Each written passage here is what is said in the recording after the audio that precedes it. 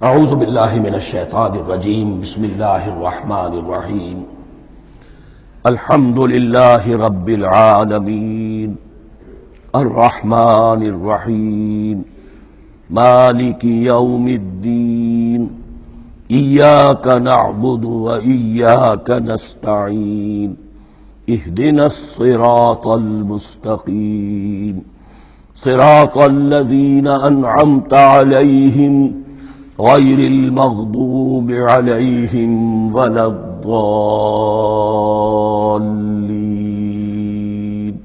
آمین۔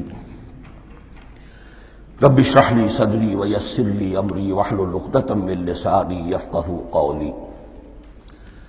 اللہم ربنا الہمنا رشدنا واعذنا من شرور انفسنا، اللہم ارنا الحق حقا وارزقنا اتباعہ وارنا الباطل باطلا وارزقنا اجتنابہ۔ اللہم ربنا یسر لنا امورنا کلہا واتمم لنا بالخیر وتقبل منا فإنک خیر المتقبلین، آمین یا رب العالمین۔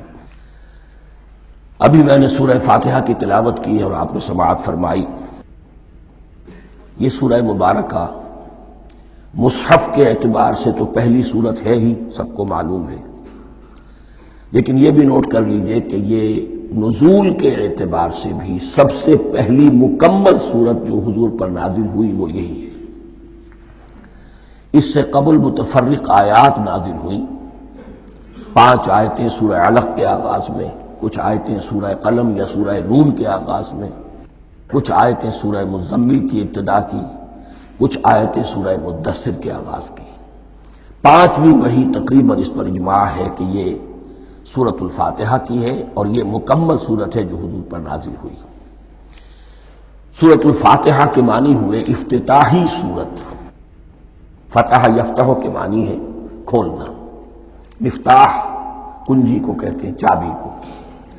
تو یہ اوپننگ سورہ آف دی قرآن، قرآن حکیم کی افتتاحی صورت۔ ویسے جیسا کہ میں تعارف قرآن کے ضمن میں عرض کر چکا ہوں، عربوں کا یہ مزاج تھا کہ جس چیز سے انہیں خصوصی محبت ہوتی تھی اس کے بہت سے نام رکھتے تھے۔ اس کے بھی بہت سے نام ہیں۔ سورۃ الفاتحہ سب سے عام ہے، لیکن الکافیہ، الشافیہ، ام القرآن، اساس القرآن، کم سے کم یہ 4 نام تو میں سمجھتا ہوں کہ ہر مسلمان کو مزید معلوم ہونے چاہیے، اور بھی بہت سے نام۔ اس سورہ مبارکہ کی بالاتفاق و بالاجماع 7 آیتیں ہیں، اگرچہ ان کی ترتیب میں کچھ اختلاف ہے۔